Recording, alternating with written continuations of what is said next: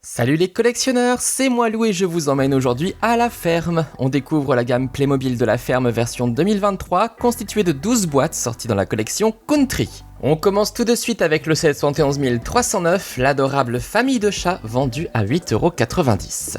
Voici maintenant une référence que j'aime beaucoup, l'apicultrice 71 253 à 7,90€. Derrière le numéro 71 252 se cache des clapiers avec plein de lapins mignons et cela coûte 14,90€.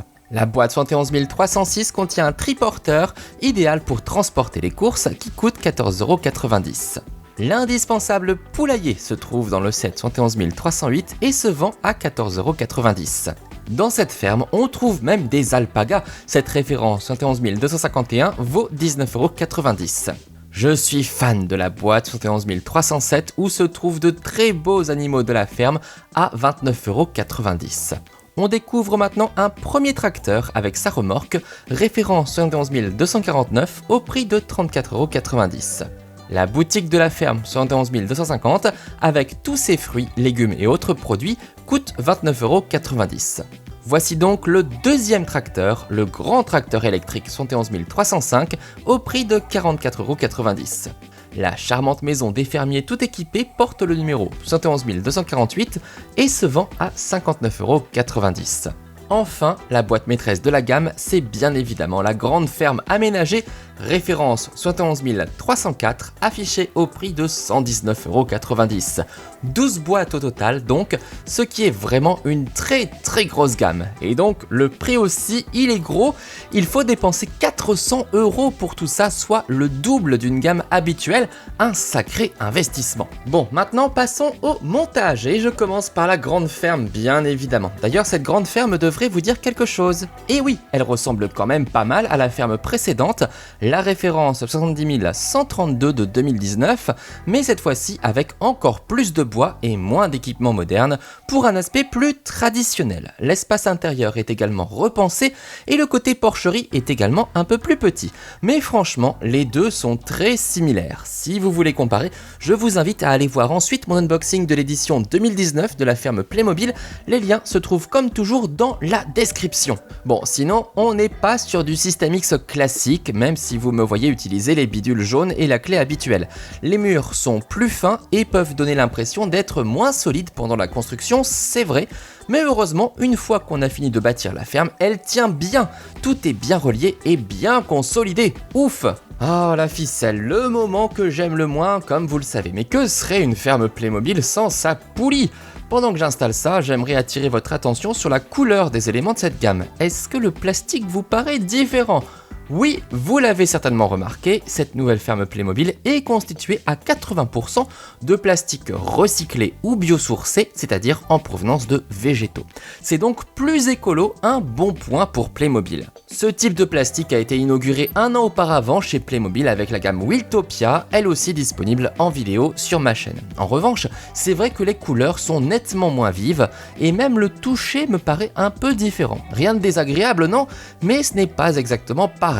Ah bah oui, je suis comme les petits papis, j'ai aussi mes petites habitudes. Passons maintenant à la suite, la maison des fermiers. Et là pour le coup c'est exactement la même maison que celle du 70 133 de 2019, mais en rouge avec un toit noir, plutôt qu'en blanc avec un toit rouge. Autant dire que je trouve les couleurs bien moins réalistes, ou alors on imagine que c'est de la bonne vieille brique rouge du Nord-Pas-de-Calais. Pour autant je suis super content de revoir cette maison que je trouve très jolie et bien pensée. Entièrement meublée, elle permet en plus d'avoir une petite maison Playmobil complète sans avoir à craquer pour les gros modèles comme la maison traditionnelle ou la maison moderne.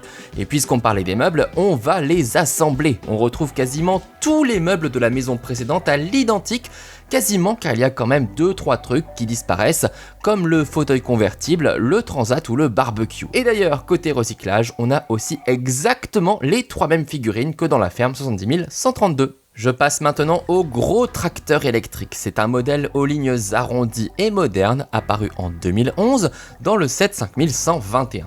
La toute petite nouveauté, comme je viens de le dire, c'est qu'il est électrique et il est donc fourni avec une borne de recharge. Bon, quand je dis qu'il est électrique, il n'est pas vraiment électrique, hein. N'imaginez pas qu'il roule tout seul, mais c'est quand même sympa que Playmobil essaie de rendre sa gamme de la ferme un peu plus verte, que ce soit avec le plastique utilisé ou à travers les éléments représentés. Je pense également aux panneaux solaires de la ferme au passage. Il ne reste plus qu'à avoir une centrale solaire Playmobil un jour. Ça, on peut rêver. Surprise, on n'a pas un, mais 2 tracteurs dans cette édition 2023 de la ferme Playmobil. Ce modèle-ci est plus petit et plus vieux puisqu'on l'a vu pour la première fois en 1999 dans la référence 3074. Mais il vient avec une remorque pleine d'accessoires et ça c'est plutôt cool. Regardez, on a des pommes, des carottes, du pain, des patates, du lait, du jus de fruits, bref, de tout. On passe maintenant à un grand classique du thème de la ferme, le poulailler. C'est un indispensable. Et là pour le coup, c'est un vrai voyage dans le temps puisque c'est le grand retour du poulailler 4492 de 2005 qui n'avait jamais été réutilisé depuis. Encore un sticker et c'est bon. Autre classique, le clapier. Alors là, ne cherchez pas, on nous sort la même version depuis 2005. Elle est modulable, comme je vous le montrerai, et elle vient ici avec vraiment plein de lapins très mignons. On adore. Là, c'est une boîte avec que des animaux, aucun personnage, mais on a droit à un nouveau type de cochon et ça c'est un événement. J'embraye directement avec les alpagas qui rejoignent pour la première fois la gamme de la ferme. On avait plutôt l'habitude de les retrouver au zoo Playmo. En combinant l'enclos à celui du set précédent, on peut enfin en faire un vrai. Et là, c'est l'apicultrice qui est de retour. Je suis vraiment trop content, j'avais adoré le set 6818 de la gamme de la forêt de 2015 à découvrir en vidéo sur ma chaîne. Le revoici quasi à l'identique et il est toujours aussi génial. En plus, le miel, c'est trop bon. Je m'occupe rapidement de la famille de chats avec tous ces chatons et je peux repasser à un autre gros set, la boutique de la ferme. C'est une nouveauté, même si évidemment on avait déjà eu de très jolis marchés auparavant, ou bien même des camions pour vendre les produits de la ferme. Là, on a carrément une petite boutique, comme on peut en voir maintenant à la campagne, directement du producteur au consommateur, c'est ça qui est beau. Bon, le bâtiment est vraiment rudimentaire, hein. 2 murs, un toit, rien de plus, c'est pas la joie. Mais il y a quand même beaucoup d'accessoires, des fruits, des légumes, des conserves, et même un distributeur qui fonctionne vraiment. Je vous ferai bien sûr une démo plus tard dans la vidéo, donc restez bien là. Et si vous n'avez pas d'épicerie dans votre ville Playmobil, ce set peut très bien remplir ce rôle. Allez, encore quelques autocollants, et on en voit le bout. On va pouvoir ranger tous les différents produits sur les étagères, et on est bon. Je vais terminer cette gamme très remplie par un triporteur. Ah, on peut le dire, un véhicule de bobo pour aller chercher ses courses à la boutique de la ferme.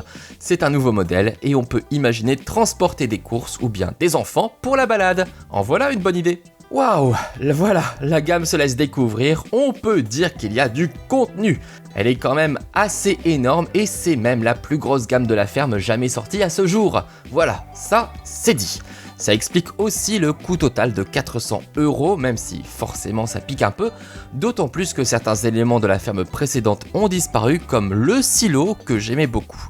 Mais quand même, on découvre ou redécouvre ici plein de super choses.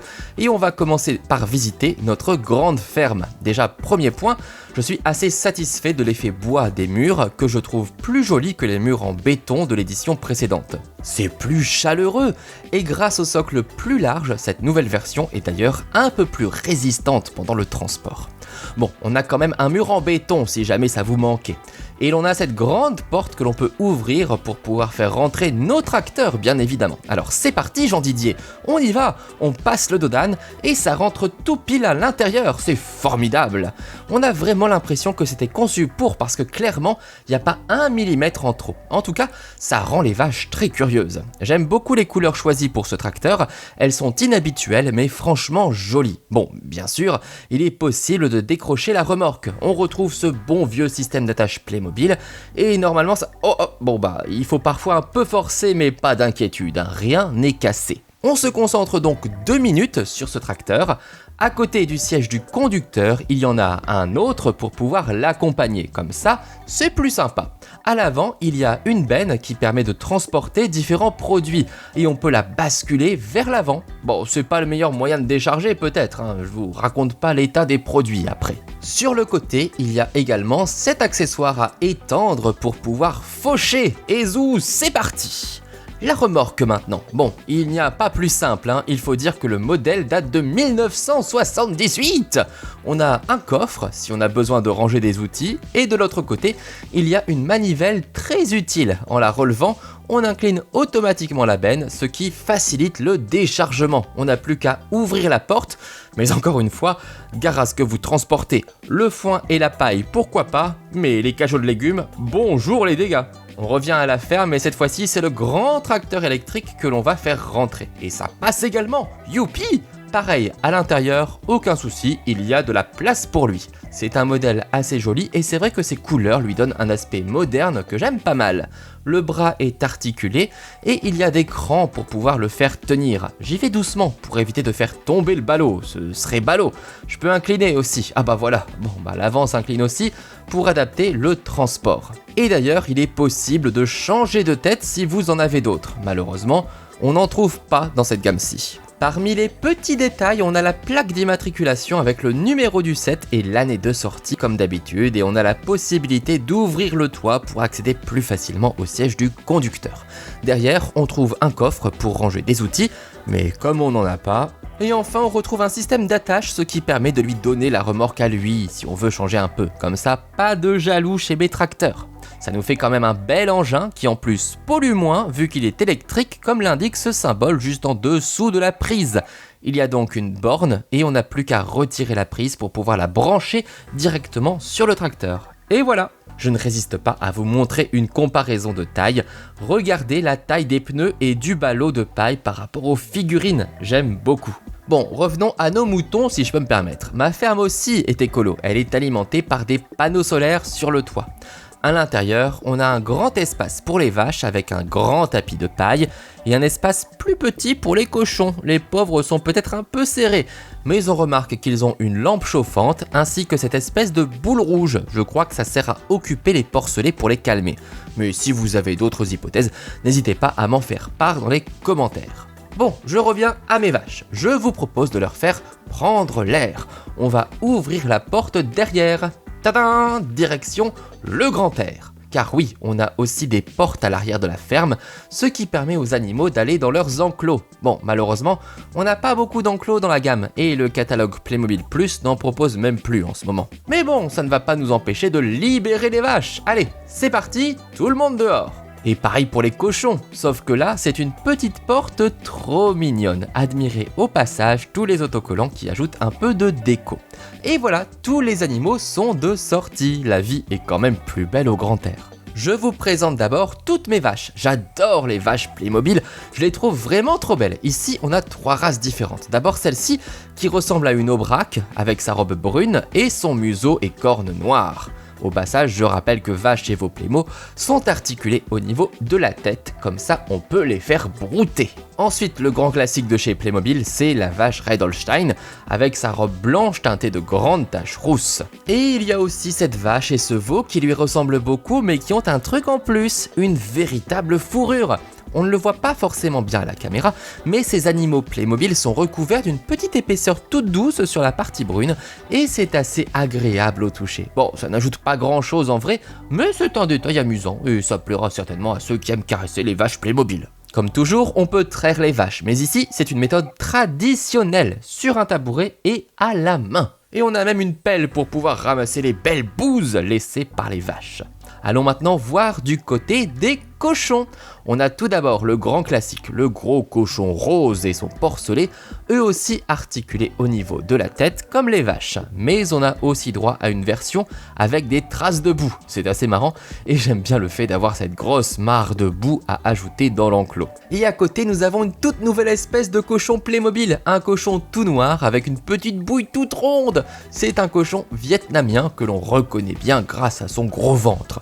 La tête est articulée comme les autres modèle. En tout cas, je suis très content d'accueillir une nouvelle espèce chez Playmobil comme toujours. Retournons maintenant à l'intérieur de la ferme pour visiter l'étage. Pour cela, nous allons emprunter cette échelle. On grimpe les barreaux et on arrive sur un appentis qui permet de stocker des céréales et de la paille. Pratique!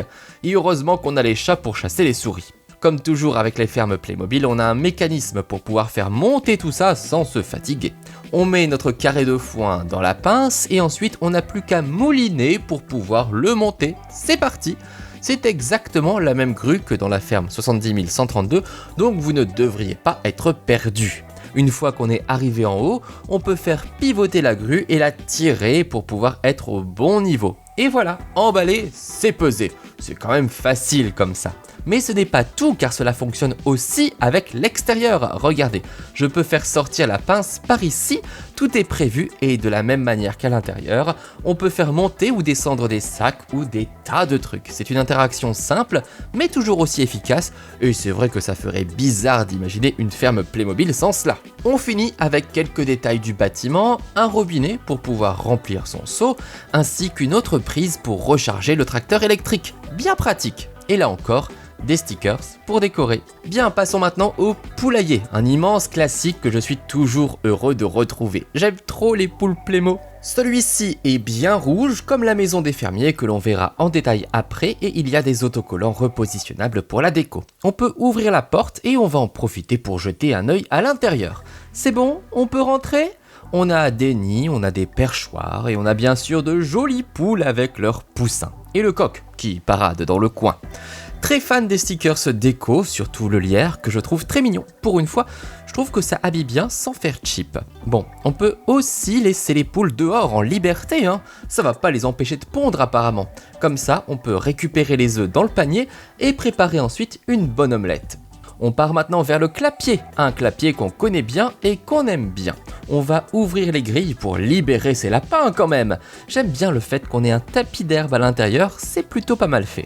Et voici la famille lapin au complet. On a de quoi faire, des petits, des grands, des bruns, des gris et même un lapin albinos tout à gauche. On n'a oublié personne. Ce qui est bien avec ce clapier, c'est qu'il est entièrement modulable. On peut les coller, mais on peut aussi les séparer ou bien même les mettre l'un au-dessus de l'autre en mode immeuble. À vous de choisir votre configuration. Direction maintenant la ruche. Ah ça, je suis très content de la revoir 8 ans plus tard. C'est un super élément Playmobil. Bon, pour s'occuper de la ruche, on a besoin d'une tenue.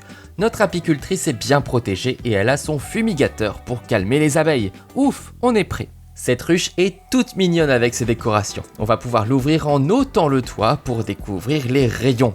Il y en a 4 au total, et ce qui est bien, c'est que l'illustration change à chaque fois. On voit bien les alvéoles, le miel qui coule, et puis parfois quelques abeilles en plus qui sont en train de travailler. On va pas trop les déranger quand même, et on va les laisser nous préparer un délicieux miel grâce aux fleurs de la ferme. Miel que l'on peut déguster ensuite dans ses pots, et moi j'adore le miel. La balade continue avec notre enclos où se trouvent d'autres animaux. Bon, je reprends les barrières que j'avais utilisées tout à l'heure. Comme je le disais, gros manque de barrières dans cette gamme, malheureusement. Bref, ici on a de très beaux moutons, un très bel animal Playmobil avec un point d'articulation à la tête. Ce modèle, qui est déjà le 3e pour les moutons, date de 2015. Ensuite, nous avons la chèvre et le chevreau qui eux aussi ont un point d'articulation au niveau de la tête. Ce modèle date de 2001. Et puis, il y a les alpagas. Ah, j'en suis trop fan. En plus, on a 2 très jolies couleurs, un adulte et un jeune en blanc, et un autre adulte caramel. Je trouve l'effet sur leur pelage absolument génial. C'est un animal qui a rejoint la grande famille Playmobil en 2015 dans le thème du zoo. Et ce que j'aime bien dans cette figurine, c'est qu'elle est vraiment bien articulée. Il y a la tête, bien évidemment, mais aussi les pattes avant et arrière que l'on peut mettre dans plein de positions différentes. Et si on veut allonger notre alpaga, on peut le faire comme ça. Il est totalement détendu, prêt à faire bronzette. C'est peut-être pour ça qu'il est caramel. Et si Marie-Gertrude tient un alpaga en laisse, c'est parce qu'on peut se balader avec. C'est pour ça que Jean-Maurice a une fiche, avec le détail des alpagas et des randonnées du coin. C'est trop mignon comme activité. Bon, faut pas oublier de les nourrir quand même ces animaux, hein. Heureusement, on a du bon fourrage pour ça. Bon, au total, ça nous fait quand même énormément d'animaux, plus d'une 60aine au total, avec plein d'espèces différentes.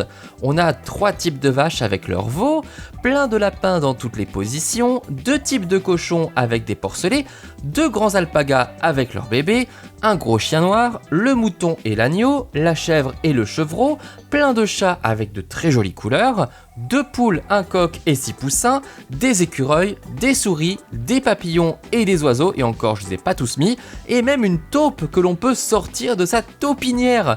Ouf! Ça en fait du monde, hein. J'aime beaucoup cette générosité. Après la ferme, direction maintenant la maison des fermiers. Si vous avez déjà vu l'unboxing du thème de la ferme précédente, vous allez vite la reconnaître. Exactement le même modèle, mais cette fois-ci en rouge et noir pour exiler sa peur. J'aime toujours autant ce très grand balcon et le petit effet pierre en bas est quand même super réussi, tout comme la végétation qui habille un peu. Bon, on a bien vu le dehors, il est maintenant temps d'ouvrir la porte pour découvrir le dedans. La maison s'étend sur 2 niveaux, ce n'est pas immense mais l'espace est optimisé et on a quand même des meubles sympas. On commence par le rez-de-chaussée où l'on trouve un coin cuisine et une salle à manger.